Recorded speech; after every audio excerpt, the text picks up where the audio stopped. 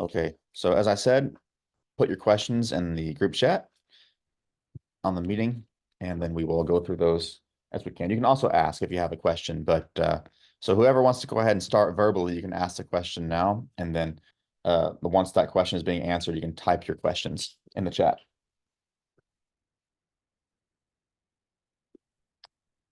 Who wants to go first?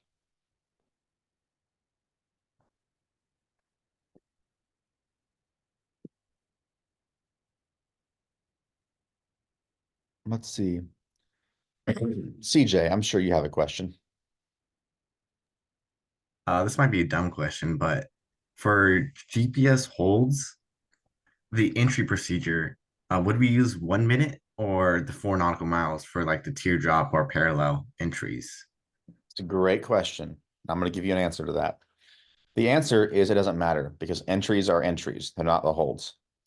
I'll tell you right now, if I'm flying on an airplane that has a GPS in it and I'm doing a GPS hold, whether it's a course reversal or procedure turn or anything, what I'm going to be doing is I'm going to fly whatever the GPS tells me to fly because the GPS is not going to bust the regulations. It's designed to, keep you within the published procedure. So it's going to be safe. However, for an entry, it's not required that you go all the way to 4 miles. All that's required is that you enter the procedure. Now, I will say if you go beyond the 4 miles, that's illegal because you're outside of the hold now, right? So just the other day, I was doing that and I entered the hold and then I turned after a minute because I didn't feel like flying the entire 4 miles out. So that's what I did. Does that answer your question? Yep, thank you. No problem. And that's one thing too. If anybody has any kind of thing where they're like, well, I'm not sure if that was correct. I think that may just be your opinion, Toby, instead of the actual regulation or something. Hey, let me know if you find something because I want to make sure that I get stuff right. And go from there. Now, of course, there is a correct way to correct somebody, right? You don't say you're wrong on a Zoom meeting. Like, that's not polite, right? You can message me, talk to me, anything, and I will answer it and go from there. And then I'll make an announcement saying, "Hey guys, that was wrong," because we want to make sure no one feels embarrassed or bad for doing something wrong, especially if it's in this environment. So, um, but there's that. Anybody else? Farhan, do you have any questions? What's going on in your training that you'd like to talk about?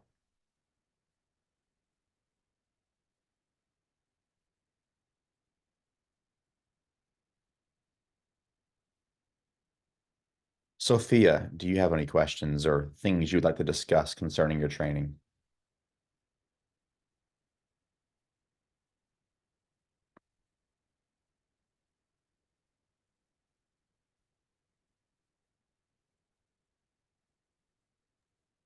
Just a quick question, Toby. What's the difference between a hold and a racetrack?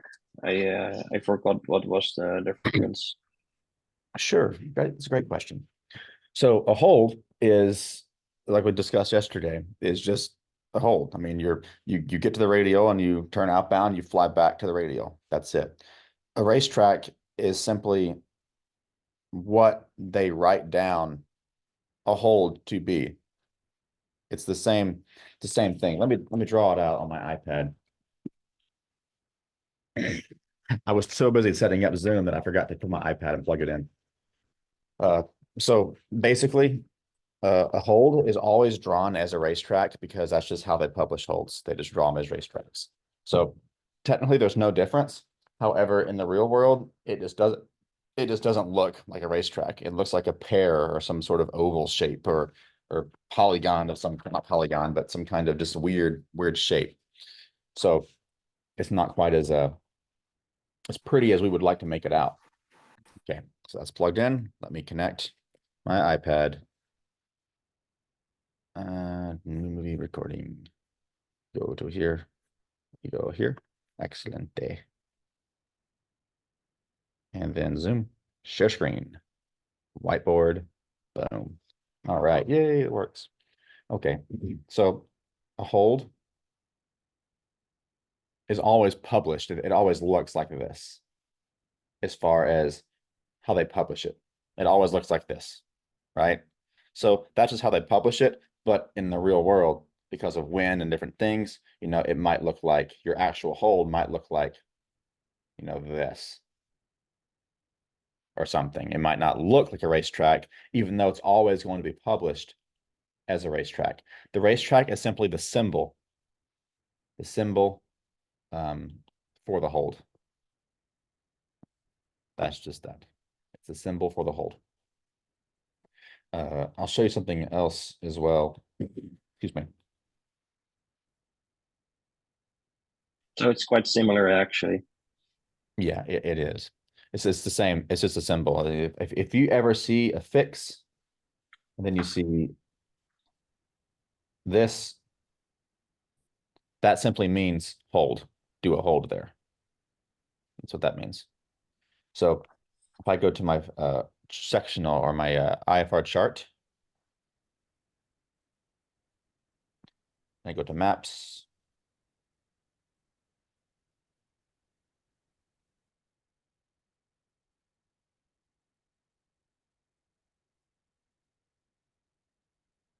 Excuse me. See here? There's a hold at Felto.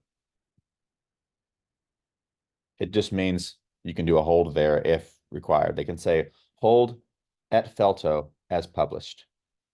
And the published procedure is inbound to this fix and then turn right.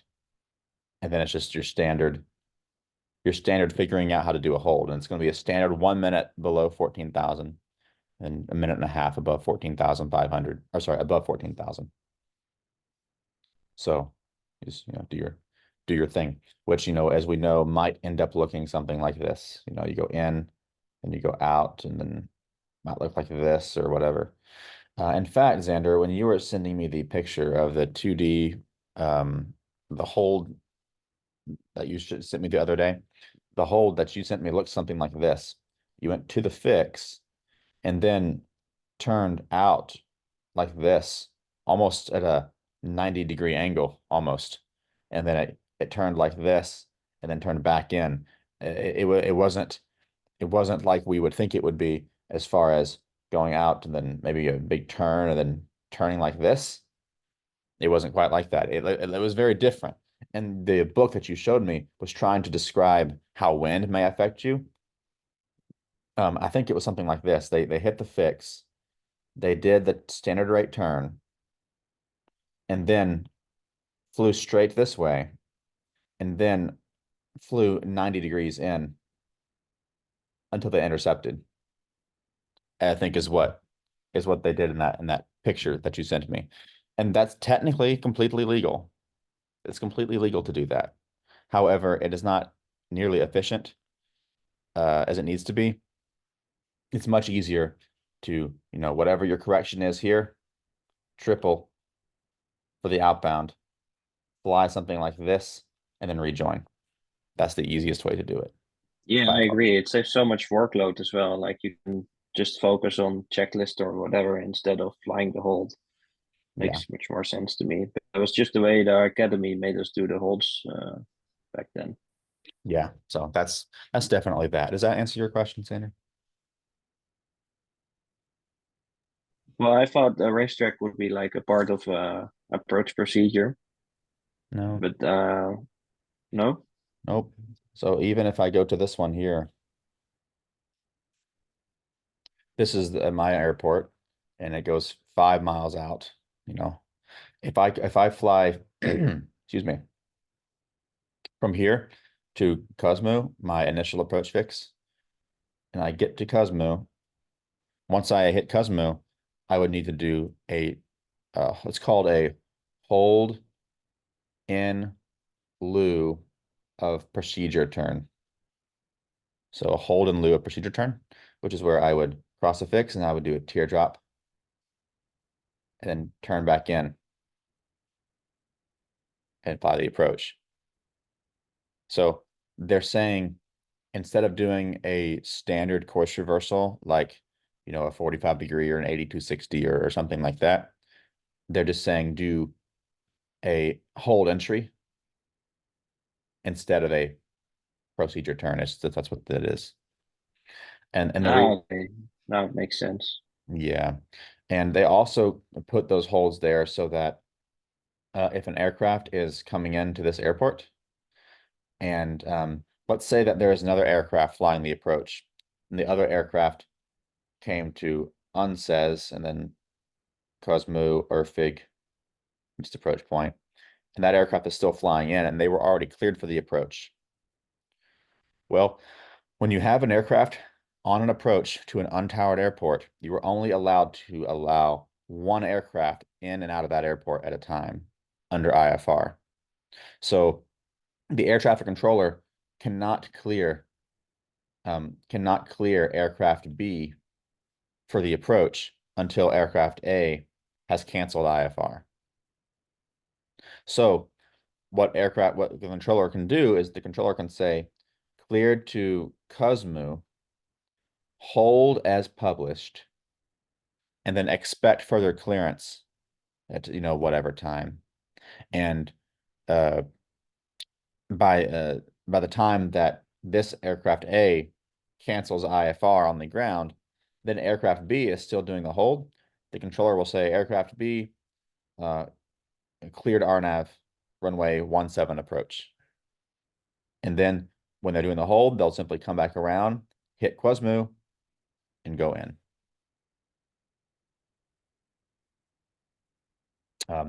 This is something that they don't teach very many pilots. This is called the one in, one out rule.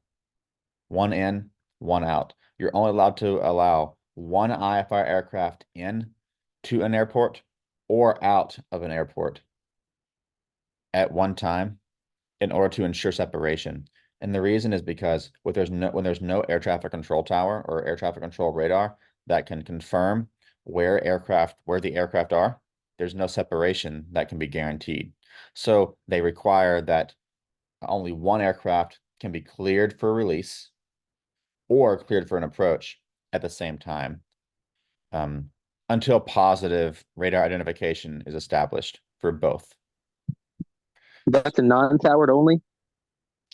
That is, it's not just non-tower. It's typically non-towered only, typically. However, there are a lot of airports that have a very limited radar control that do require this as well. A great example would be this airport, the Grand Canyon Airport, Grand Canyon National Park. It is an airport way deep down in the mountains, and all in the terrain. Of course, there's the Grand Canyon, which is quite grand and quite canyony, right? But the Grand Canyon Airport requires one in, one out. And the rule for that is the control tower will tell the air traffic, the approach control or the center control when an aircraft lands. And then they can clear the next guy for the approach. Another airport that does that is, I believe, it's not Kingman, it's Needles. Here we are. The Bullhead Airport as well. They only allow one airplane on approach into this airport at the same time. So one in, one out. It is a rule mostly that air traffic controllers have to deal with. It's not so much a pilot thing. And pilots understand that they have to wait, but yeah, all you need to know is that they're only allowed to have one aircraft either cleared for an approach or one aircraft released for departure at a time. Let's say this, for example. Let's say that we have an aircraft cleared for the approach into Bullhead. Let's say this. Let's say that we have an aircraft that is wanting an approach into Bullhead, but they haven't been cleared yet. Let's say their initial approach fix is the Needles VOR right here, and they are headed towards it, but they have not been cleared for the approach yet. But Tower has an aircraft on the ground that is ready for departure. So Tower calls up the center controller and says, Los Angeles Center, Bullhead Tower, and on the telephone they call them, and the center controller says, LA Center, go ahead. And then the tower says, November 1, 2, 3, 4 is ready for IFR release from Bullhead runway 36 or whatever. Ready immediately, going to Needles or something. And the Los Angeles Center controller will look around and make sure that there's no other air traffic within a certain distance of that departure corridor, within a certain time and a certain altitude.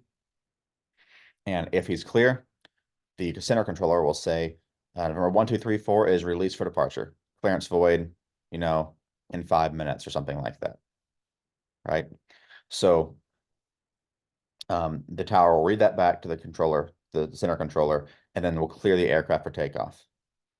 So when the aircraft is in clear for takeoff, the aircraft will take off and will fly the departure procedure, whatever it is, to whatever fix he's going to. And I can tell you from this airport, the departure procedure goes to Needles, and then they actually have to hold for a while until they get to the proper altitude, and then they can go on course, whatever airway they're going on. That's the procedure out of here because of the mountainous terrain. So that happens. Now, the center controller cannot clear this aircraft for an approach until he has a positive radar identification on the departing aircraft. And the departing aircraft is not in a, collision course, right, with this aircraft. So that's how that works. And on the flip side, on the flip side of that, let's say that the first aircraft that's on the approach here was cleared for the approach, and they are going in. This aircraft must be reported to the center controller. I'm sorry, I can't talk very well today.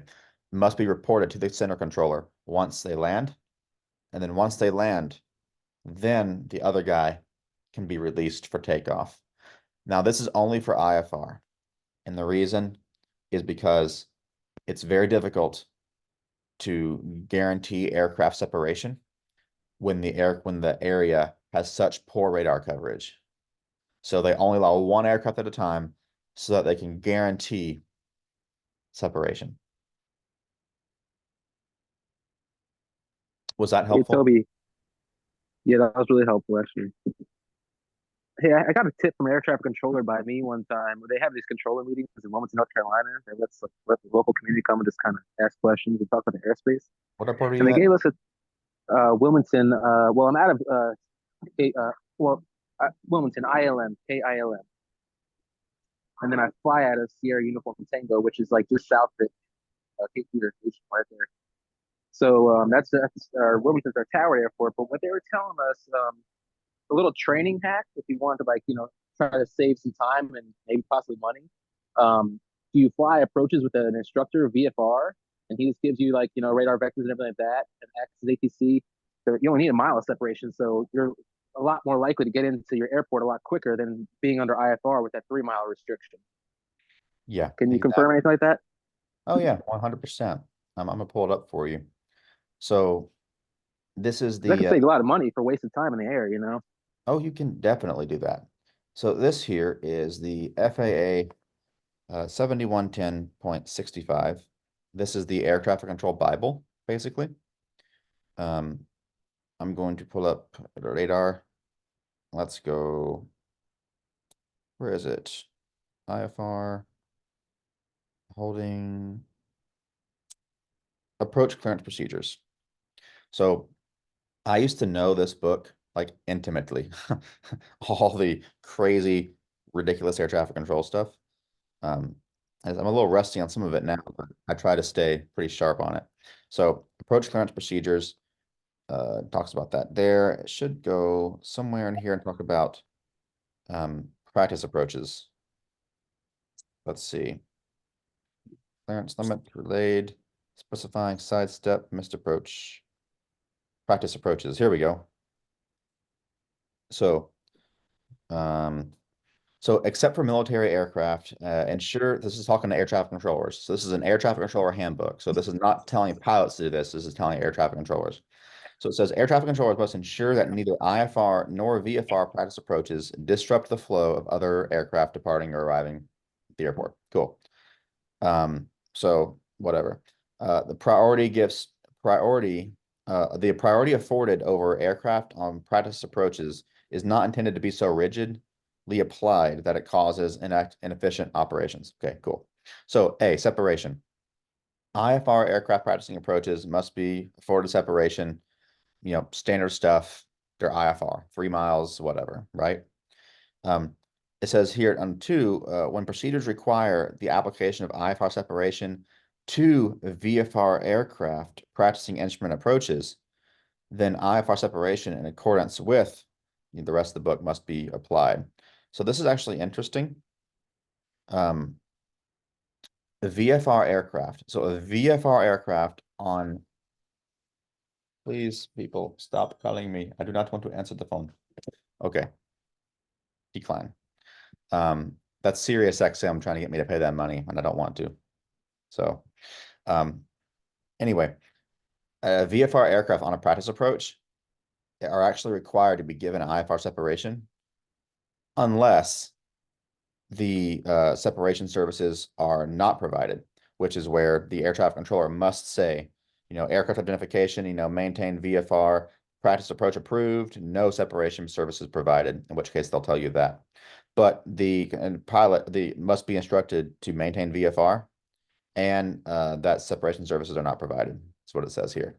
So a lot of interesting things that air traffic controllers have to do.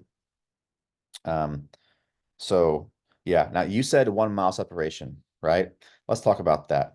Now this is more air traffic control, not so much pilot stuff, but it still applies to you guys enough to at least be aware that these things exist.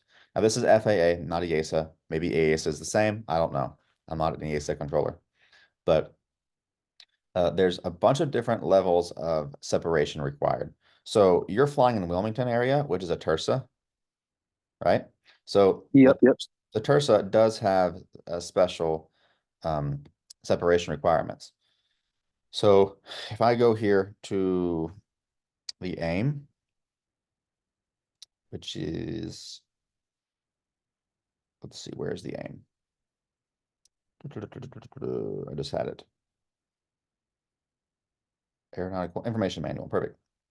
And I go to TERSA. Terminal radar service area. Perfect. Hey, and Toby, one more thing before you get rid of that plate or that for flight, I'd love to pull up, show you another safety of flight thing that people should be aware of about holds after you get done with this. It's really important, kind of, I think. Is it this feature? It's well, it's a hold for the Cape Fear Regional Airports over the Swick point is actually in line with runway 6 inbound for Wilmington. So it's like you're not talking to them at that non-towered airport. You're holding right over the inbound leg for runway 6. So it's like really important to pay attention to active runways around you if you're at a non-towered airport. Is what I would like, it should really be emphasized. There was almost a near miss the other day. Oh, well. You said it was, what was the fifth name? Swick, SWICK. It's a holding for RNAV 23, I think it is, or missed approach. It's one of the holding points. It's over the river, go left towards Cape Fear. It's a holding for Cape Fear Regional that is pretty much in the inbound leg of runway 6 for ILM. SWICK Honestly, is the I have holding no point. idea what that is. Yeah. But I'm just saying, when I was thinking about it yesterday, we're talking about holds. It's very important to pay attention to your holds if you're at a non-towered airport because you could be in an inbound leg for an active runway somewhere else. So you're not always protecting these holds if you're not at a towered airport. Exactly. No, you're 100% correct on that one. Absolutely. You really want to make sure you're situationally aware of everything that's going on. I'm going to pull up this in the TERSA. Crying out loud. I want to show you guys how air traffic control separates you so you have a better idea of what they're expecting to happen. Let's go to here. Radar separation. This is one of my favorite sections of the whole book right here. I love this stuff. Okay. Minima. there should be a section that talks about airspace. Vertical application, exceptions, passing and diverging. Well, it's not there. Gotta find it. I have a cheat sheet somewhere. I do not know where it is. Oh, you know what? I know where it is. It's on my laptop. I'll pull that up real quick. The idea is radar separation. What does air traffic control give you as far as radar separation goes? Let me pull that up. Give me one moment. Welcome, whoever just joined the meeting. I'm very glad you found the link. We had some problems with that earlier, so thanks for hopping on. Let me go to my Google Drive and pull this image up. It is really helpful. Let's see, radar separation.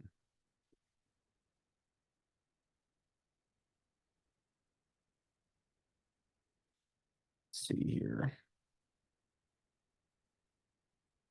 Well, it's in here somewhere. Oh, that's the wrong account. That's why it's not loading up. My other account. Okay, let me find it.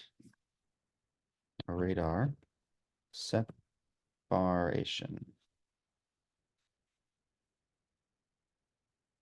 Let's see where it is.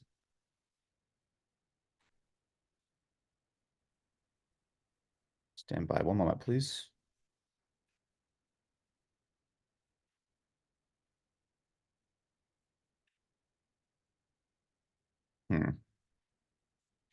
Type, it was an image file. Here we go.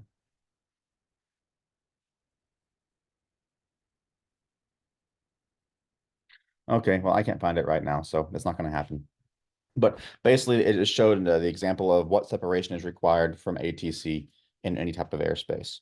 But I think I can just go to the AIM and find it there instead. So if we go to the AIM under chapter, I believe it's chapter 3, talks about airspace. Let's see where the table of contents is. All right, control chart, don't care about that. Chapter 1, chapter 2. Chapter 3 is airspace. Wonderful. Controlled airspace, special use airspace, other types of airspace. Let's just go here to a controlled airspace. 3, 2, 1. Go to that for right now and see what happens. Where are we located? We're in 4. Let's go chapter 3. All right, wonderful. So perfect. So right here shows terminal radar service area, service, radar sequencing and separation service for VFR aircraft in a terminal radar service area. Give me one moment. That's yours. There you go. Sorry. If you read this here, if an aircraft does not want the service in a TERSA, the pilot must state negative TERSA service or a similar comment, and the controller will not give them the radar services that would come with a TERSA. Let's see here. Here we are. Participating VFR aircraft. So participating VFR aircraft will be separated from IFR aircraft and other VFR aircraft by any one of the following. So if you are VFR and you're in a TERSA, the air traffic controller will give you 500 feet of vertical separation or better, or visual separation, or target resolution. Now, target resolution simply means where the dots do not touch on the screen, which isn't much. So I'm going to be honest with you, that's not a lot, right? If the little dots on the radar screen don't touch, I mean, that might be a quarter-mile separation, you know? So you're still looking out for airplanes, but hey, as long as the dots don't touch on the radar screen, you know, you should be fine. So that's all that they're giving you, right? Now, in the class Bravo airspace, it's much different. So basic radar service is given to all VFR and IFR aircraft where you get safety alerts. That's going to be traffic alert, November 1, 2, 3, 4, 12 o'clock, 3 miles opposite direction, advise you turn left immediately or something like that. The traffic alert. The traffic advisories, you know, number 1, 2, 3, 4, traffic 12 o'clock, 5 miles opposite direction, altitude indicates 5,000, type unknown, altitude unverified. Something like that. Or limited vectoring, which is going to be if ATC can vector you based on their workload, they can give you vectors left and right, tell you where to go, whatever. And then sequencing, traffic sequencing at locations where procedures have been established for sequencing. So, for example, at Wilmington, the radar controllers probably have some kind of deal worked out with the tower to say, hey, we're going to bring aircraft in this direction and we're going to sequence them for you so you don't have to worry about it. They probably have some sort of LOA, letter of agreement, that defines those types of things. So that's just basic radar services for VFR aircraft. Now, if I go back here to a different type of airspace, let's see what they got. That's going to be chapter 4. Let's go down to, here we go. Approach control service for VFR arriving aircraft, right? So the aircraft have to be given the ATIS, right? They have to be given what type of approach they're going to be given, if they know what that is, which that's for IFR. For VFR, they want to have that. So for example, it says here, if the pilot says, I have the numbers, you don't need to give them the ATIS, right? So anyway, I'm not going to read all this. It's kind of boring, but these are just some basic air traffic control procedures. So if you ever want to know, hey, what does air traffic control have to do? Just go to the AIM and say, here's what you can get, right? I mean, when I was studying instrument and I was studying air traffic control, all I did was read this and highlight it. And it seems really boring, but then you read it a few times and you're like, oh my goodness, this is actually kind of cool. That you can do that. Oh man, that's sweet. I didn't know that you could, do that or whatever it was. But airspace is the main point of this discussion. I want to get back to that real quick. I know I'm being very boring right now. This isn't very exciting, but well, some things in life aren't exciting, so deal with it.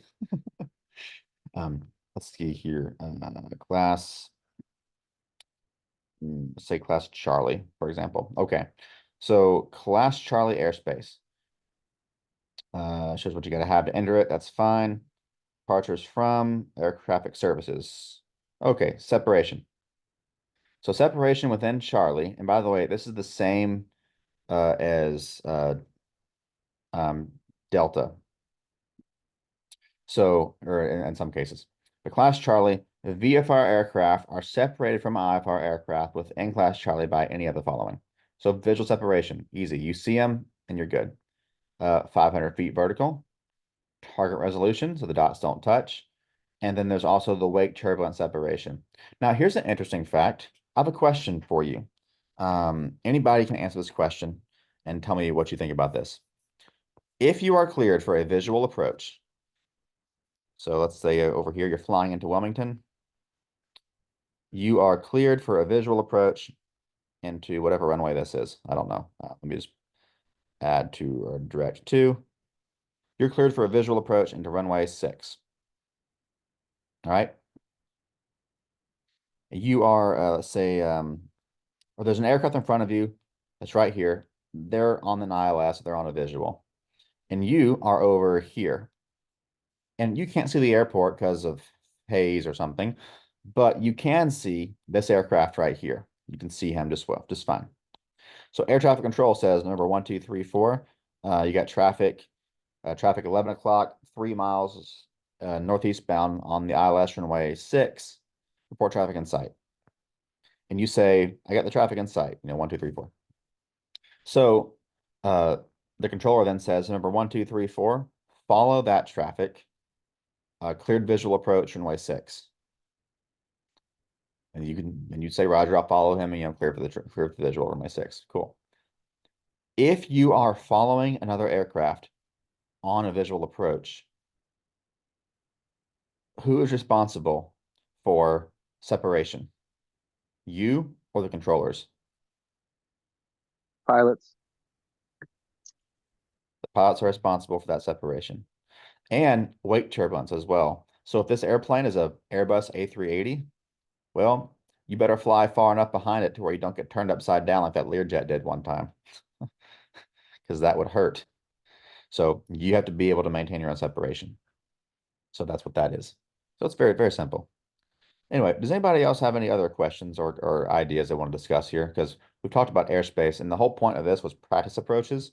What I was wanting to tell you is that all you have on VFR practice approaches, if they give you separation, is if they say no separation services provided, then you're VFR, and that's it, right? So you're getting, this type of stuff here or nothing. But if the controller does not say that and they give you approach clearance, then you're actually supposed to get the same separation as an IFR aircraft would get, which is a pain in the neck for air traffic controllers, because as an air traffic controller, I want to give you vectors and headings and altitudes, hard headings and hard altitudes. But guess what? If you're VFR and you can't find the clouds, I don't know where the clouds are. So I might say turn left heading 270 and you say unable. It's a cloud right there. And I'm like, well, now what? I had to separate you from this other aircraft behind you or this other aircraft over here, but I can't anymore because you can't find the cloud. You see the dilemma? So um, air traffic controllers do have limitations on what they can do. So my suggestion is that if you fly a practice approach, expect to have no separation services provided, but it will get you in quicker for sure. Now, this does not mean that air traffic controllers don't do this illegally. A lot of air traffic controllers just forget the rules on this kind of stuff. And they presume that, well, this guy's a VFR, it's not a practice approach, it's just VFR separation, right? And they forget, oh, well, I actually have to give him IFR separation. Here's the thing. No one really cares. Okay. Test. Whoever's talking their microphone sounds like it's inside of a water balloon. But if you're VFR and you're getting a practice approach, just go ahead and presume all you're getting is VFR separation or nothing else. Even though legally they're supposed to give you more than that, but I would always go on the conservative side of things. Does that make any sense? I'm sorry for rambling. Yeah, complete sense. Okay, cool. What else you guys got?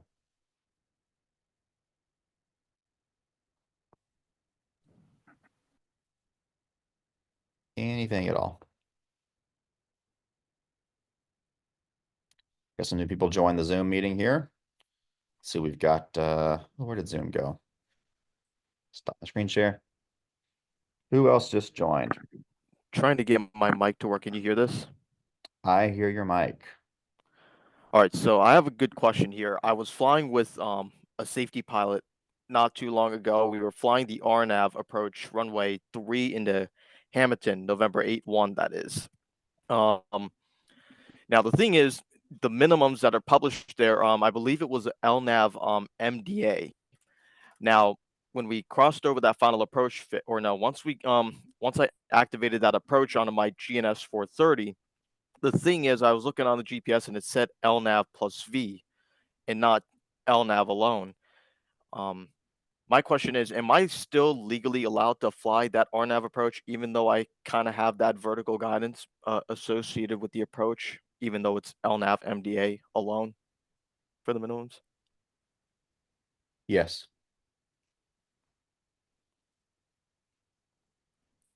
The answer is yes, but I will tell you why it's yes. So this is an RNAV approach, right? So you got GPS, cool. It's not a WAS approach. It's just an RMP. It doesn't say WAS up there, right? There's no LPV minimums down there, right? So this is considered a non-precision approach. This is an approach that does not have vertical guidance. And technically speaking, LPV approaches are also considered non-precision. They're not considered, vertical guidance technically. I mean, they're vertical guidance, but you can't use them. Like, how there's the 802, 602 rule for picking your alternates, right? Yeah. Right. So you can't use an LPV to get 600. An LPV still only gets you the 800 for like an alternate, right? So it's really annoying. But Yeah, but when it's not precision, it's 800. But if it was precision, then it'd be 600. Is that right? exactly. But an LPV is considered non-precision, even though it's better than an ILS. But, the FAA, maybe one day they'll change it. I don't know. Sander, is that the same in Europe? Yeah, I think so too. It rang a bell when you said. I'm not sure. Now, here's a question, Sander. Do you have anything similar to WAS in Europe?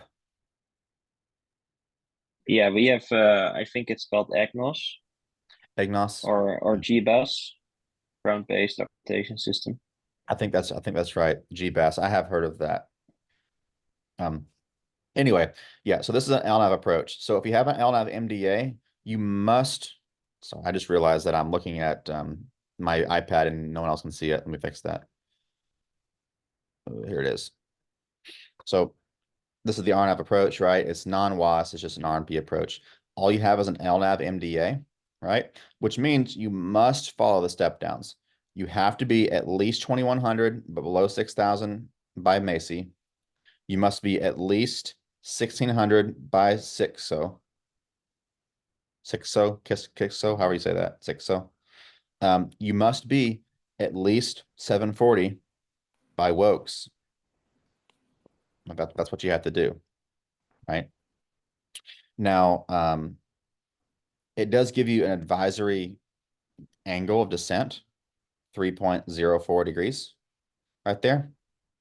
That's just saying that once you pass 6 so, if you were just to maintain a 3.04 degree angle, you would get all the way down to the runway very nicely, right? But guess what? Even if when you get to 6 so, there we go. And you follow the glide path that the advisory glide slope gives you, you got to make sure you're at least 740 by Wokes. That's it. Now, if you guys want to, I can show you the math as to how to figure out what altitude you would be at Wokes on a 3.04 degree glide angle, but that's going to be some geometry that I don't think anybody really wants to get into right now. So we're not going to worry about it. But as far as basic, easy, simple math would go, I can tell here, okay, well, the runway here is 2 plus 2.6, so 4.6 miles from the final approach fix, right? The runway elevation, or the touchdown zone elevation is 65 feet. So it'd say 65, subtracted from 1600 is, 1535, right? So 1535 is how many feet you have to lose in 4.6 miles. So if I use my calculator, let's see. What is the ads for? Good grief. Why do they make a calculator with ads? I don't understand. There we go. Okay, so 1535 divided by 4.6 is what it was. That's the time. Wrong button, my bad. 1535 divided by 4.6 is 333.69, which is about 333 feet per nautical mile, which is very close to a 3-degree glide path. In fact, if you take that 333.69 and you compare it to the FAA's TERPS document here in the back of TERPS, FAA TERPS, and you find 330 feet per nautical mile equals all the way over 3.11 degrees of angle of descent, right? So that's how steep it would be from, let's see, that's how steep it would be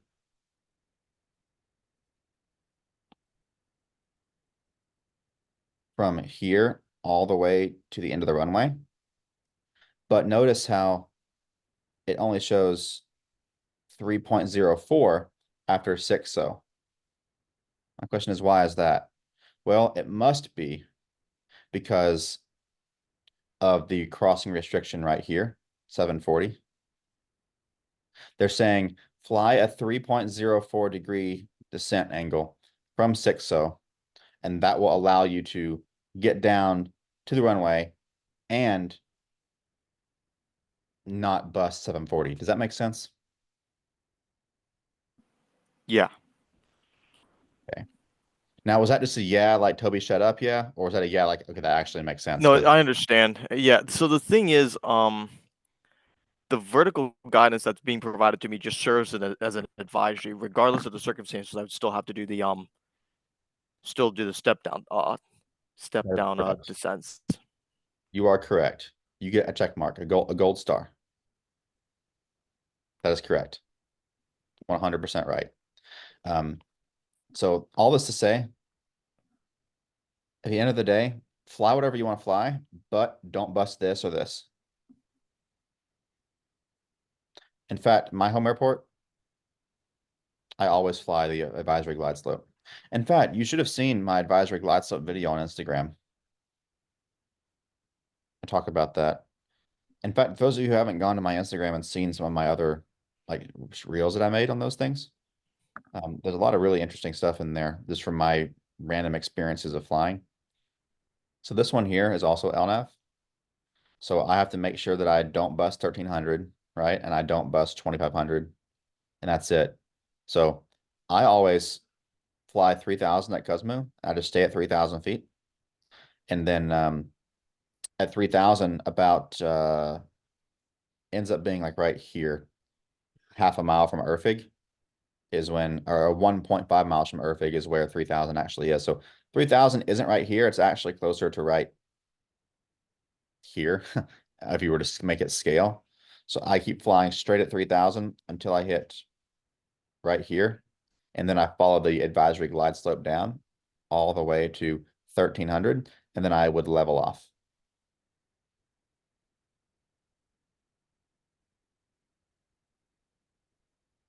Advisory glide slopes do not guarantee terrain and obstacle clearance. All they're doing is drawing a line from final approach fix to the threshold.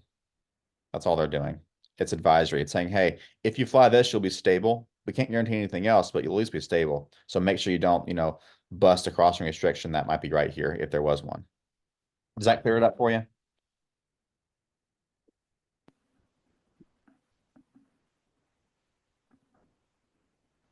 Was Yes, that sir. helpful? Okay, Yes, sir. It was clear. Thank you. perfect. No problem. Do you have any other questions on that?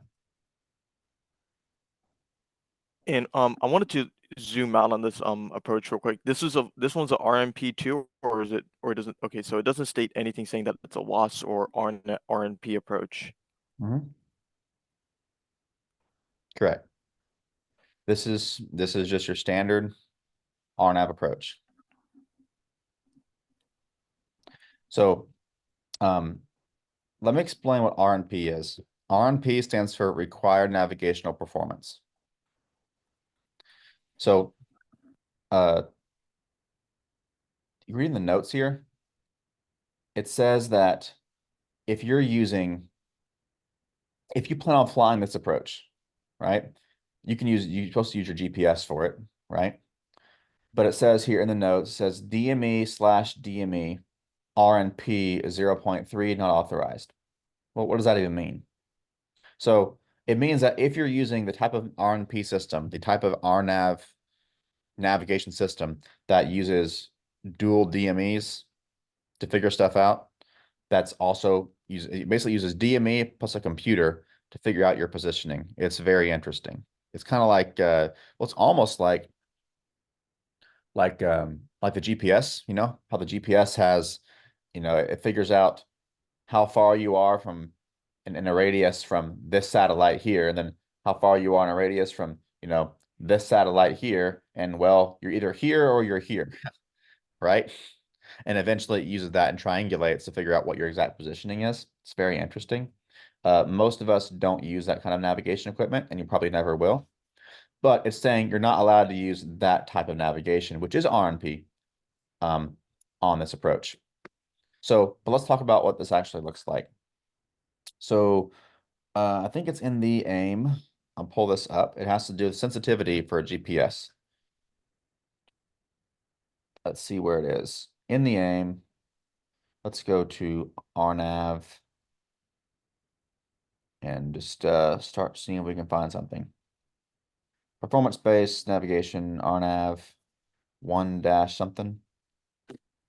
Let's see if we can find it. Let's say RNP 0.3.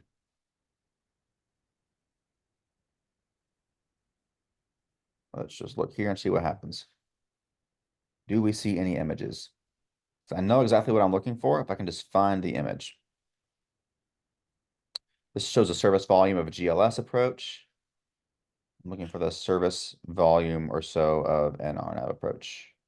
GPS, RNAV, ILS, nope. Not interested. Localizer, not interested. Not interested. Here's what we're going to do. RNAV, GPS, sensitivity,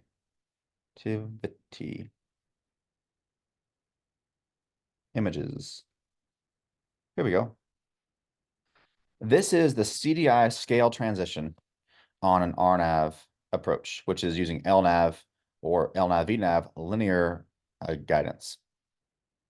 So you know how your GPS will say ENR en route or TERM term or something like that?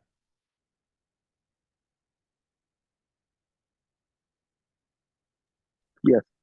Right. So whenever your GPS says en route, it means that if you are in the en route phase, your distance is 5 miles from the center line. So full CDI deflection is 5 miles off center, which is considered to be RNAV or is your RNAV or RNP? I forget. I think it's called RNAV 5 is what that stands for. RNAV 5 or RNP 5, meaning 5 miles of accuracy or 5 miles of sensitivity. But once you are within, once you cross to where you are now within 30 miles of your missed approach point, or I should say, yeah, 30 miles of missed approach point. I can't read that. 30 miles, 30 miles. Yeah, once you're within 30 miles of your final approach fix, that's what I'm saying. My bad. 30 miles from your final approach fix, when you hit that point, 1 minute after you hit that point, the accuracy increases to terminal mode. You're kind of reading what I'm looking at here. As it increases to terminal mode, then full scale deflection turns into 1 mile. So it's more accurate. Basically, whenever you're flying an approach before the final approach fix, you get 1 mile of accurate or 1 mile of full scale deflection, right? So it tightens the funnel for you. And you fly that all the way until you get to a point 2 miles before your final approach fix. When you get 2 miles before the final approach fix, then it shrinks down to being 0.3 miles at the final approach fix. And then you have 0.3 nautical miles of accuracy all the way to the missed approach point.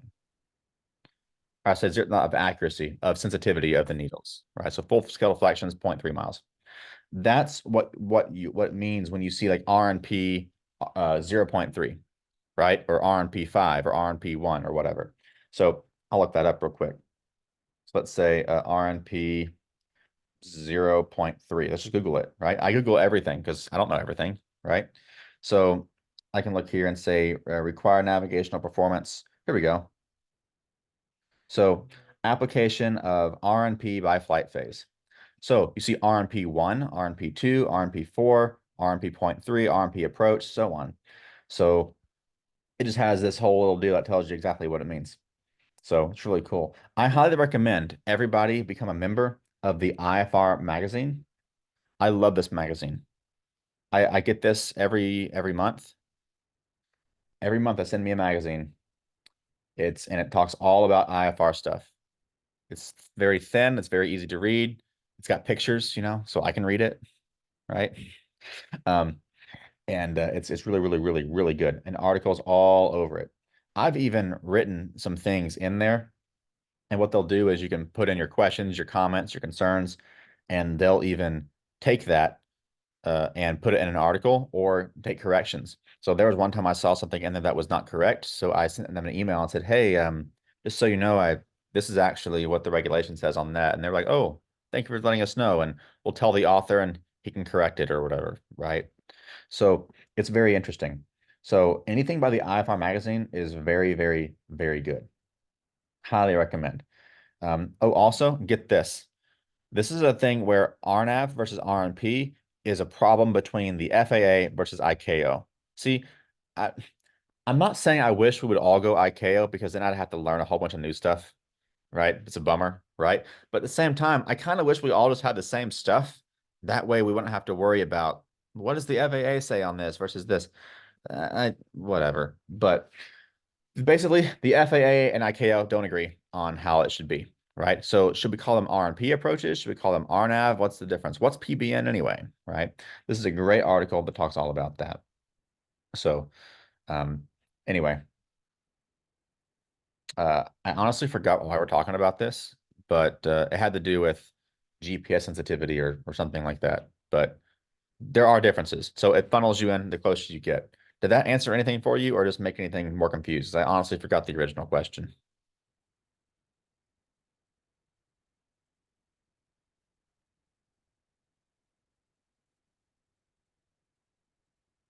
Catch any of that?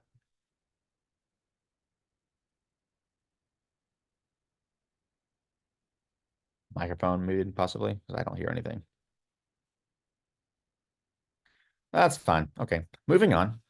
Next person, next question. Anything we got?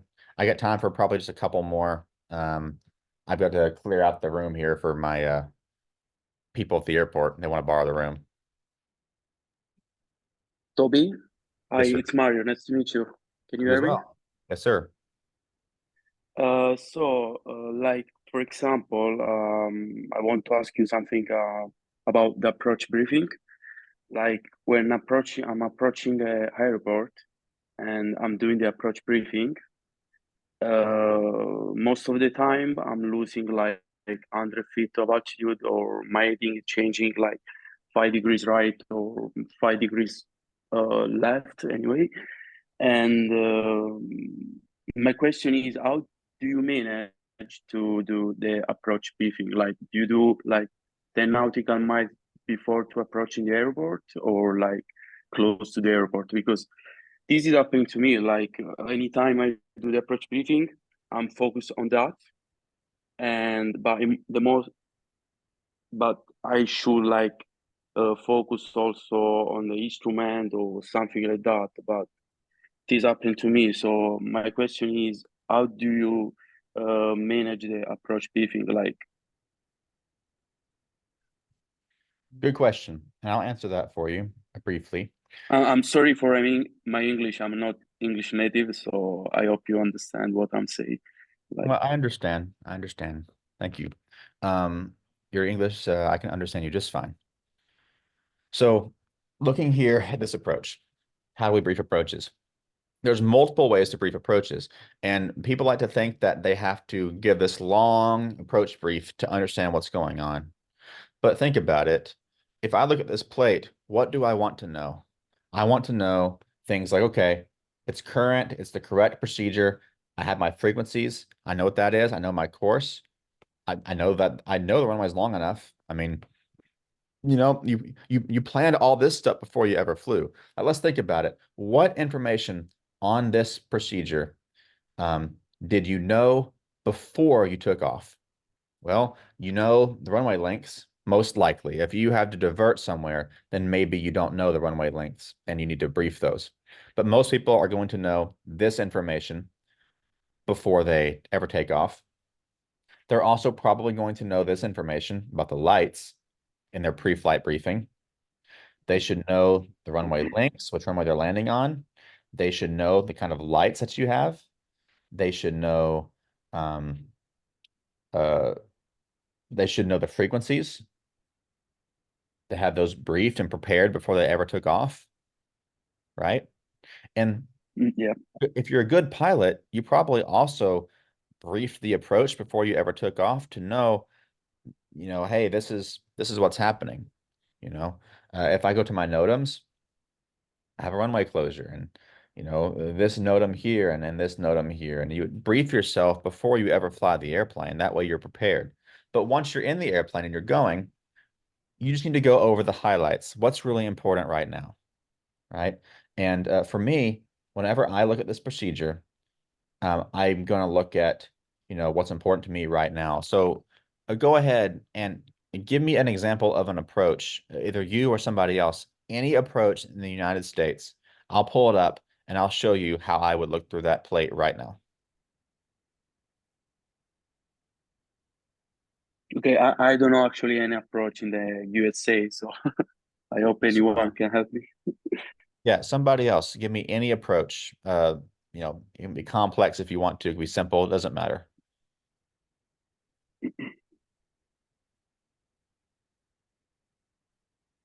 CJ, drop approach for me. Guess you can do Air Lake, so KLVN, and the ILS 30.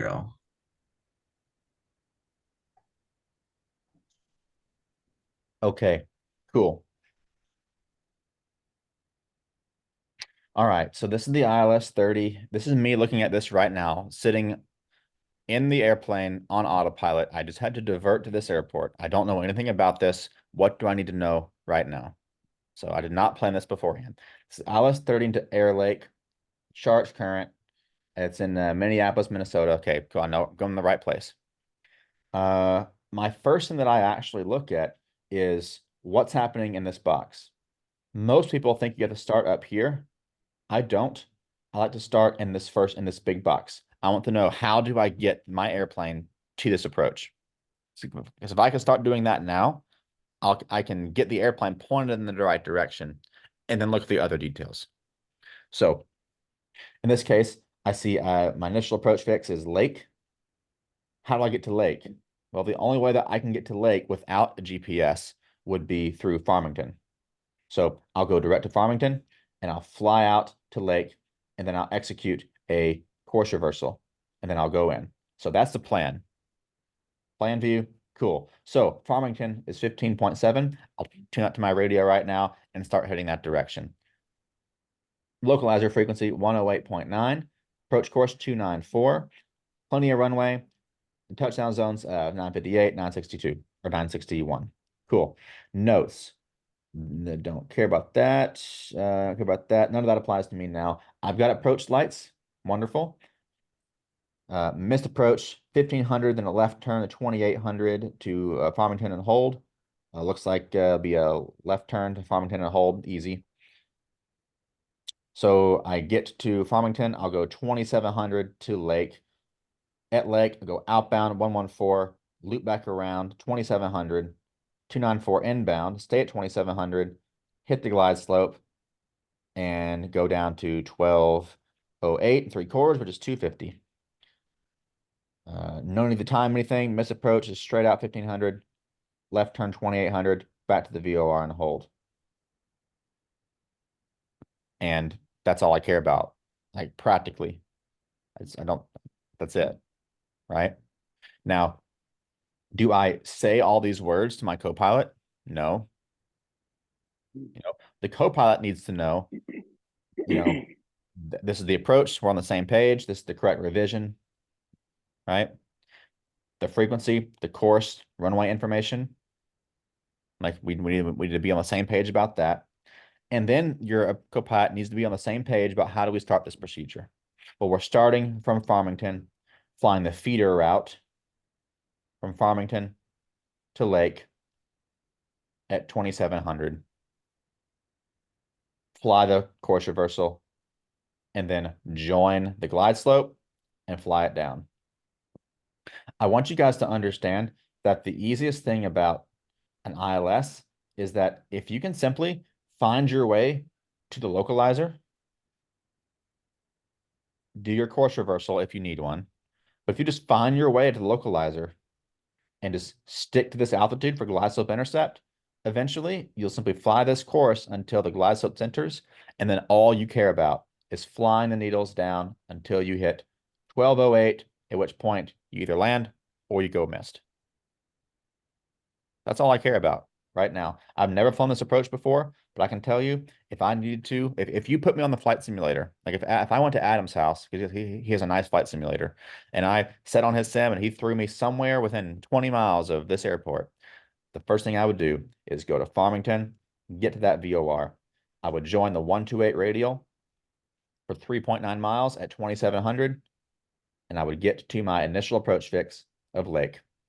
I'd go out for a minute, loop back around, and I would fly that in at 2700 to join the glide slope, and I would land on the mist, straight out to 15, then left turn 28, back to Farmington and hold. And of course, I have it all here. See, I don't have to verbalize everything on the plate. I just need to know what I'm doing. Does that make sense? Yeah, I understood. You made very, very clear. Understood now. Thank you very much. No problem. And you asked how you. far away do I do this? Yeah, exactly. Because my instructor told me like to do very close to the airport. So Okay. all the time, like I'm focused to do the approach briefing, and I lose, for example, 100 feet below. I'm going 100 feet below, or my heading is changing, so I have to, back on heading and do all this stuff. So yes, my question was that. Yes, sir. It's a great question. So we're gonna go ahead and wrap up the meeting, but I'm gonna say one last thing on the approach briefings. Do Thank your you. approach briefings as early as you can. I do my approach briefings. If I know what I'm going to fly, I'll do those briefings before I ever take off out of my departure airport. I'll brief them and become familiar. Now, for me, these days, flying the jet, I'm flying so many different approaches that I may have not planned for because air traffic control changed the plan. In which case, me and my co-pilot, we know how to brief approaches. We know what we're doing. So I'll look at the plate and I'll say, okay, this is the ILS 30 in the Air Lake. Got my local frequency, tune that into the GPS. I'm going to Farmington, direct Farmington, enter, whatever. I'm going that direction. I've got notes. The notes are, I'm good with those. Plenty of runway, got lights. Missed approach is simple. Frequencies are there. We're going to go from Farmington to Lake. Course reversal, back in at 27, join a glide slope and go down. Missed is instructions are right there, and it's pretty standard back to Farmington. I mean, it's non-eventful. You see, it's not complicated. It's just I'm going to maneuver the airplane in this direction. Just because, this is very important, guys, just because it's on the procedure does not mean you need to say it or think about it all the time. I do not care about my minimum safe altitude unless I'm lost comms, but I know where it is. All I have to do is move my eyeballs to that part of the chart. And once I move my eyes there, I can see this information. If I want the frequencies, I can move my eyes up and I can look at the frequencies. If I want to know my time, what if the glide slope fails and I have to fly the localizer only approach? Well, I would go down. Of course, the screen's not sharing now, but I'd go down to the timer section. I would highlight that. My speed is 120. That's 2 minutes, 33 seconds. And once I cross my outer marker, which is my final approach fix, I would time 2 minutes, 33 seconds. I would descend to my minimums of 1400 and I would wait. When the timer expires, I execute the missed approach procedure or land if I see the runway before then. So was that helpful, guys? Yes, very helpful. Thank you. Thank you, sir. Okay, no problem at all. Well, guys, I'm going to go ahead and go. I'm going to do a second call today at 19:15 Zulu because we messed times up. That was my fault completely. So sorry, but I'll be on today at 19:15. I'm going to be doing a podcast episode today. If I can think about it, I have to pull up my stuff and make sure I'm good for that. But I should be recording an episode of the IFR podcast today. As always, I would really appreciate it if you guys would go and leave a positive testimonial for the program. Doing that will help me get more people into the program, and we'll be able to have a much bigger community, and it just works out a lot better. So I'm not doing this just to help 5 people. I'm doing this to help as many as I can. So I just put a link there. If you could leave a testimonial, that'd be really helpful. And if you leave a video testimonial and a written testimonial and fill out the feedback form that I have on the school community and do all of that, I will give you a free one-on-one coaching session just with me, about an hour, whatever it takes to help you get through your problems, whatever it is. If that's a mock check ride, we can do that. Also, next week, I think we're going to do a mock check ride series where people who are going for their check rides soon, I'll ask them questions and we'll get feedback on those. I might do 2 of those calls, maybe 3, I don't know. But those will probably be in addition to the standard group calls, which I'll put the schedule on that here today. So I'd appreciate it if you leave a testimonial and give you an opportunity to have a free one-on-one with me. So last questions, anybody good? Yeah, I just want to say I applaud all the non-native English speakers for speaking up and getting out of their comfort zone and asking questions. I know it's not easy, so good job, guys. Yes, and I speak very quickly. So if you can listen to me, you're doing great. So yeah, great job, everybody. All right, I'll see the rest of you guys later. If you guys are going to be on the call later today, I'll see you then. See you. Thank you for today. Bye bye. Yes, sir. See you later, Bye-bye. Toby. Bye. See you later. Adios. Adios.